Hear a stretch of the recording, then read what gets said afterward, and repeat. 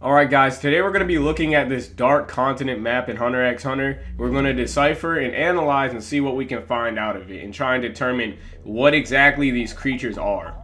And just in case if we can't really see what the hell is in the original manga photo, I also have colored versions of the map so it'll be easier to decipher what exactly we're looking at. So as you guys may already know, if you don't know, the world of Hunter x Hunter V6, the original continents that the story takes place on, it's actually inside of a pond of its actual world. So the humans are actually the size of ants in their actual world.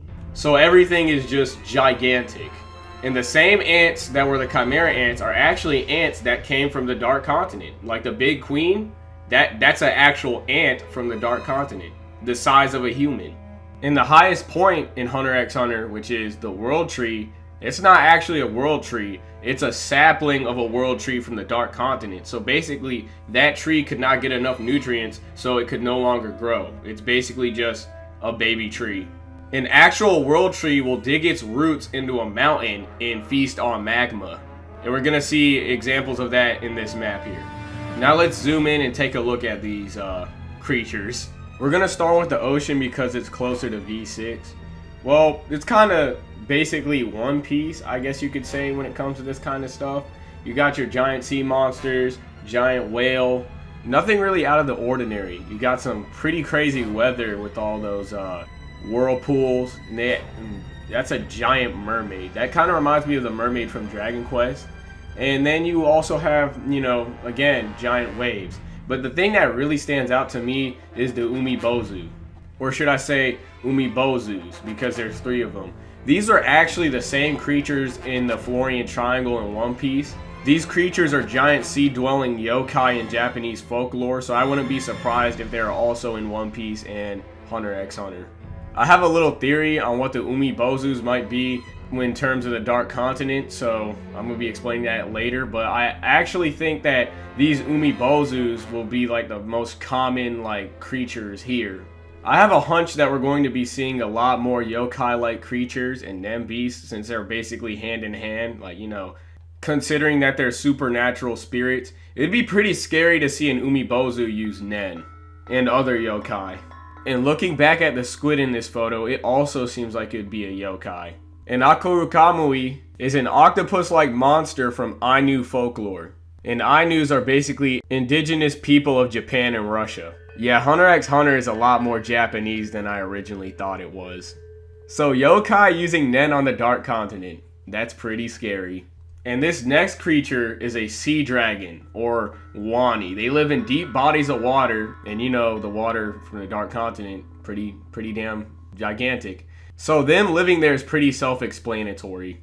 They have long serpentine bodies, fins, and can breathe both air and water. Wani are also able to shapeshift. That sounds just like the Kuroki species that we've already seen in V6. This also means that they can shapeshift into humans, and there are also tales of Wani and humans falling in love. Wani are rulers of the oceans and gods of the sea. Bro, these are all supernatural beings, so that means they'd all be capable of using nen. Oh my god.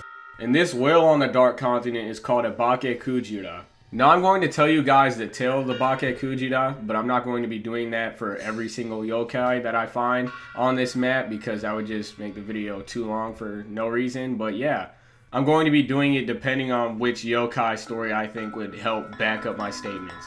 One rainy night, something massive and white appeared off the coast of Okino Island, Shimane Prefecture. Fishermen from the village watched it get closer and closer, and finally decided to take a rowboat out and see what it was. From its size, they knew it must have been some sort of whale, but no one had seen a whale like this before. As they rowed out their boat, they saw the waters of the ocean glimmer with thousands upon thousands of fish, the likes of which they had never seen.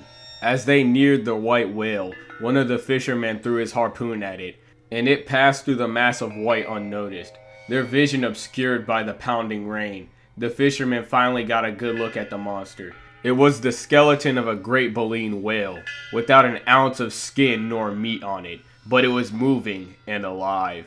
The men were terrified, even more so because the ocean was writhing with unknown fish and the skies were filled with strange birds. In the distance, they saw an island that hadn't been there before, as if they had rode into some mysterious country. Now what does that sound like? That sounds like the Dark Continent to me. Now if we move on to the beach, we can see a giant worm and something that looks like a giant crab. The only thing that I could really find to fit this description would be a Yushi Oni, which is actually an ox demon. But this name, ox demon, usually refers to a number of different monsters with bovine traits. Basically, if the monster were to look like any form of cattle, they'd refer to it as an ox demon. But what makes this yokai special is that its head can vary to that of a spider, a cat, or an ox. And when I look at this picture of the Dark Continent, it seems more spider-like to me. They are exceedingly cruel and savage beasts. They breathe toxic poison and they like to eat humans. Some Yushi Oni are lurkers, attacking people who draw too close to their lairs. Others are hunters. Man, this sounds just like Hunter x Hunter. Roaming the coast seeking prey. The cruelest ones ravage the same towns over and over, inflicting terrible curses or bringing diseases with them. Most Yushi Oni live along the rocky coast and beaches of western Japan. Yushi Oni frequently work together, cooperating with other yokai.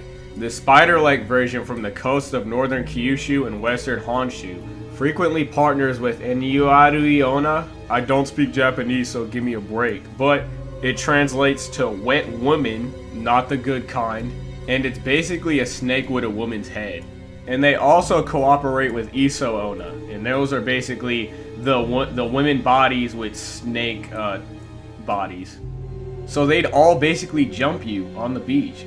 Imagine how terrible that situation is going to play out when they land on the Dark Continent. And they might just have Nen. These snake women use their charms to lure you in, and then this ox will come in and just fucking smoke you. And as for the ox demon, what makes it really scary is the fact that it's strictly carnivorous. And if you look closely at the beach of the Dark Continent, you can see these sharp rocks coming out of the water. And it seems like that'd be the same habitat these snake women would lurk around. Now let's finish up the beach. Well, I see a giant worm. I think that's another ox demon because it's built like a spider. Because, you know, the crab and spider thing varies between them. And if you look closely, these could be like the first humanoid creatures that we see because it looks a lot like a caravan. Now, if we go above that, we'll see a prehistoric looking bird. I originally thought it was like a chocobo or something, but I did some research and it's actually called a gasterny. This bird lived during the late Paleocene and Eocene epochs. In English, what that translates to is prehistoric times. And these birds can reach a height of 6'7". I don't know how big Tagashi's gonna make them in the Dark Continent, but let's hope it's not too big. It would be cool to see them mount these birds, so hopefully they're not gigantic. Or if he just wanted to be merciless like he has been, he could just make them carnivorous. Now we have a forest of mushrooms. I feel like that's kind of self-explanatory. A bunch of poisonous mushrooms and a lot more mind mushrooms like how we seen earlier in the Hunter exam arc. But yeah, a giant forest of mushrooms, that's pretty OD. And if we look above that, we'll see volcanoes, and most likely that's the type of volcano a world tree would, you know, eat the magma from or absorb the magma from to grow into a big ass world tree. And then next to that we can see mountain ranges, and above the mountain ranges we can actually see 3 giants. And this is what I was saying about the Umibozu earlier. I think the Umibozu are actually the guardians of the Dark Continent, and I think they're the ones that kept on, you know, smoking the previous excavations. I feel like these are like the natives of the Dark Continent. They go around the Dark Continent, you know, they do their thing. I think these giants that we are currently seeing are the same Umibozus that we see in the ocean. You know, like the Dark Waters or Mobius Lake. So more or less, I think these guys might be the guardians. And I'm not entirely sure what's next to these guys, but if I were to take a wild guess, I'd say it's either a city, and I doubt it's a city, but I have a feeling it might actually just be a graveyard. You can see the giant crosses next to them and the tombstones, or at least that's what I'm interpreting from it, but yeah. If you continue north from the lake from our world into the Dark Continent, you'll end up in a sea of trees. After entering that area for 400 kilometers, you will see a mysterious labyrinth in a town that has been here since ancient times. There are herbs here which could cure 10,000 different illnesses. but the plant weapon itself guards this deserted town. That very plant weapon eradicated the elite forces of the Sahelta Empire and left them with only 2 survivors that returned. Now 2 things, this is either located in the Sea of Trees, or this could potentially be that graveyard slash town that I, just talked about. And that would make sense because it does kind of look like a labyrinth. And I could see those giants having like extra security measures considering they have that plant that just eradicates everything. And then above the Sea of Trees, we have the World Tree. And that's pretty self-explanatory. Big ass tree. Reminds me of the World Tree from Dragon's Quest. It's kind of beautiful. I like it. And then around the World Tree, we have this humanoid dragon-like feature. And I'm going to say these are dragons and birds. I can't exactly say what they are. But yeah, it's pretty cool. I like it. Hopefully they can, ride these dragons or birds. I don't know. I just want them to mount some shit. And directly below the Sea of Trees, we have this big-ass hole. I don't know. I guess it's like a canyon. And there's water around it. And that water travels from the World Tree and the mushrooms to that canyon, I guess. I'm just going to call that the Dark Canyon. Because, everything's dark on this continent.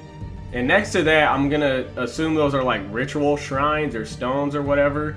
Pretty cool. I don't know, maybe they'll get like a boosted Nen ability, or there could be like a civilization there and they worship something. And then, as you can see, those are 2 rocks. Big ass boulder. One big and one small. Who knows, those could actually be just some big ass roly-polies. And then right next to are these 2 ugly ass slug things. Like, I don't know what that is. And then a dinosaur that breathes fire. I'm gonna assume that's like Godzilla. Pretty cool.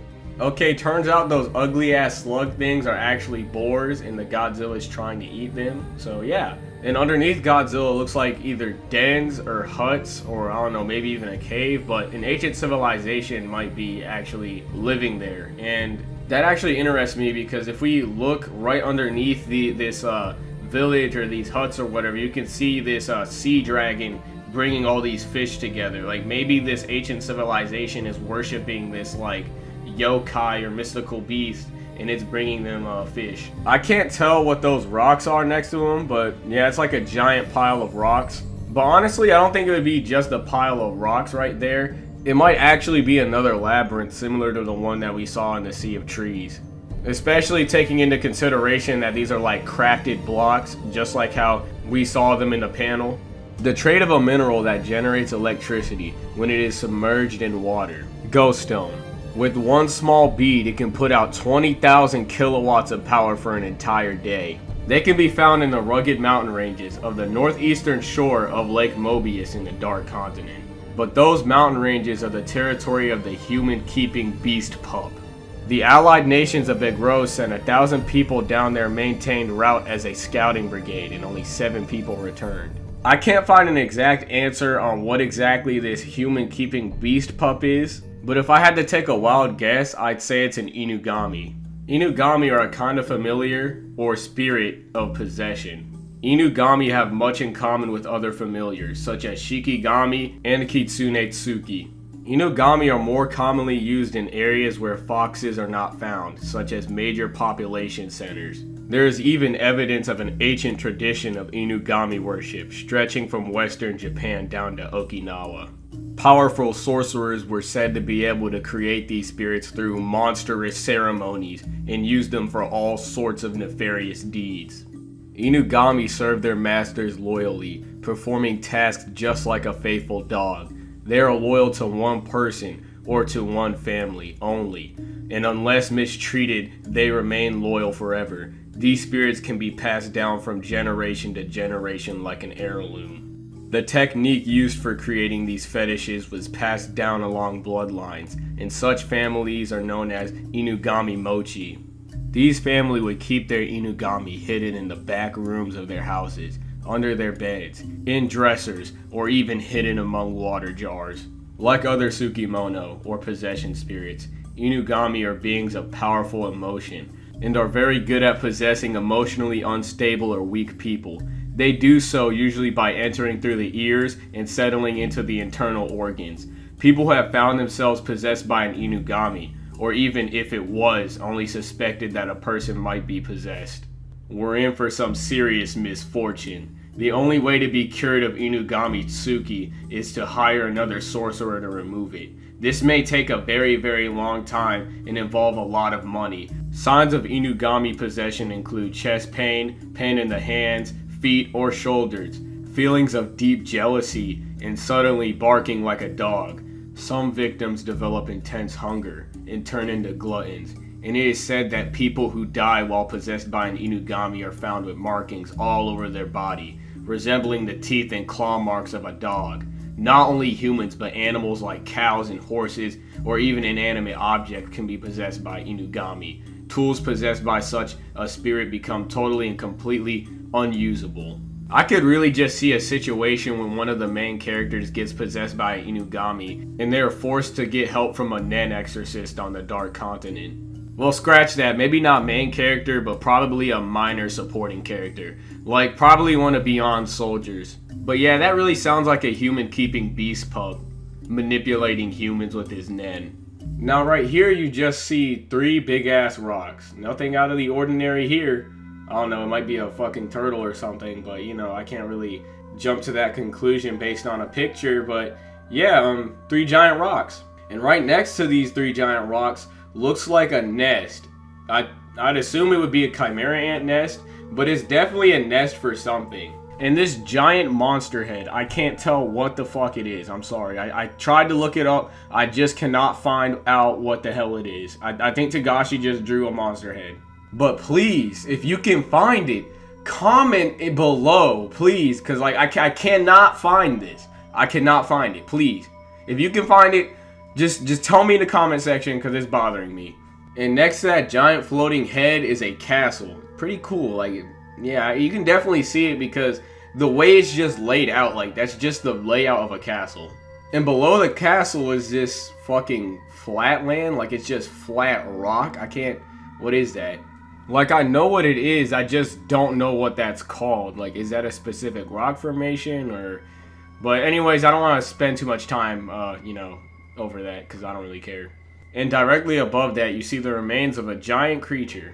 It looks like a giant horned serpent, but you know, I can't really tell exactly what it is. I don't know if Tagashi made this up or not, but yeah, I can't find anything about it. And directly above this decayed serpent, at first I wanted to say it was like a flat floating island, but it actually looks like a UFO of some sort. Like, I think the world of Hunter x Hunter may actually have aliens in it. And this wouldn't be too far-fetched considering his previous series before making Hunter x Hunter was Level E, and that was based on aliens. So honestly, I believe it. Aliens with Nen? Oh my god. Next to this unidentified flying object, it looks like a statue that's causing a storm. Like maybe the Nen from the statue is, causing it. After all, it is a supernatural entity. It might even be a yokai, but I'm not going to make that claim because there's not enough evidence to back it up. But there are definitely yokai that cause storms. Next, as you can see, there are giant oxes. I can't really find any creature that's, looks like this, but yeah. That might actually be a bison, but yeah, bisons. And above the bisons, we probably have the most interesting thing on this map. A coliseum. A battle arena is actually on the Dark Continent. Like, dude, tournament arc. Like, I don't know if Tagashi plans on doing a throwback to Yu Yu Hakusho with another dark tournament, but in Hunter x Hunter, but this just gets me hype. A tournament arc? Let's just hope he fucking gets to it. And above the Coliseum, you can actually see a castle in the sky. It might not be a castle, but it's definitely a civilization living on that island in the sky. And behind that, we can see a hand reaching out as if it's coming from the ground. Maybe this is how all the other guardians and giants, this is like a birthplace for them. They just grow out of the ground and they start roaming the Dark Continent. And honestly, I have the same explanation for those 3 guys on the left of the Sky Island. Like, basically, I think they're just guardians of the Dark Continent, and this might be their birthplace. And the last thing, this thunder. This thunder reminds me of a yokai known as a Raiju.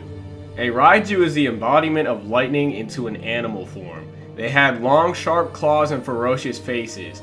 Generally, they are thought to look like wolves, dogs, tanuki, or even weasels or cats. Far more fanciful forms existed too. Sometimes Raiju were said to look like little dogs but with 4 rear legs and 2 tails. Sometimes they were said to look like insects or crustaceans. Others looked like miniature dragons. Even more exotic Raiju were said to be chimerical monsters, composed of many different animals. Raiju live in the sky, a world which was totally off limits to humans before the 20th century.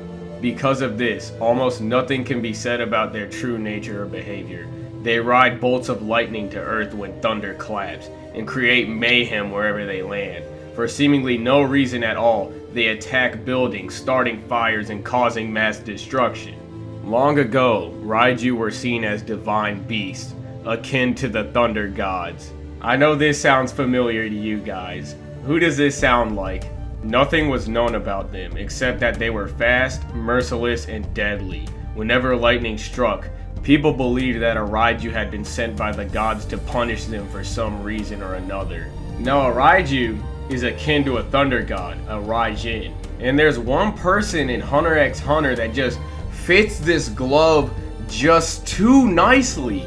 Killua is gonna become a thunder god and have a Raiju. Similar to how the Zoldycks have guard dogs, this man's gonna become a Raijin and he's gonna command a Raiju. Like, this is so fire. Like, why is this so OD? This is epic. They literally hinted at Killua becoming a thunder god before, but this man's actually about to become a thunder god. Like, actually a thunder god. I just wish Togashi would make this manga because it's just so rich in content. Like, this is amazing. Like, I got all this information from one panel. This is literally one panel of the Hunter x Hunter manga, a map, and I was able to dig up all this information off of pictures alone. This manga is fire. Dude, we haven't even been seeing the real Hunter x Hunter. And that's not even including the east side, west side, or southern side of the Dark Continent.